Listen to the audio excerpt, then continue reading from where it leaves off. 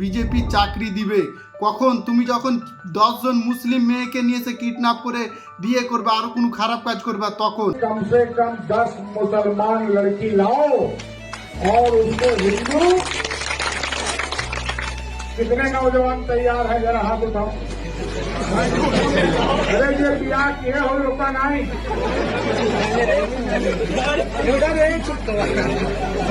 दो पे 10 से कम मंजूर नहीं है।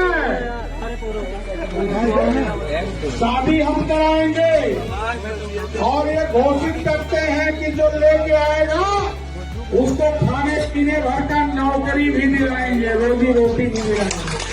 বিজেপির প্রাক্তন বিধায়ক রাঘবেন্দ্র প্রতাপ সিং সবাইকে এনসিওর করে দিচ্ছে কনফার্ম চাকরি। আমার কাছে এটা প্রশ্ন, এরকম কমেন্ট করলে তাকে জেলে গেল না কেন? উমার খালিদের রকম তোমার জেলে আছে, তারা কোনো কমিউনাল কোনো খারাপ বক্তৃতা দেয়নি, তাদের আবার জেলে। আর এরকম ঘৃণা ছড়াচ্ছে, সমাজের মধ্যে ঘৃণা ছড়াচ্ছে, এরকম লোককে তোমরা বাইরে রেখেছো। এবার বিজেপির নেতা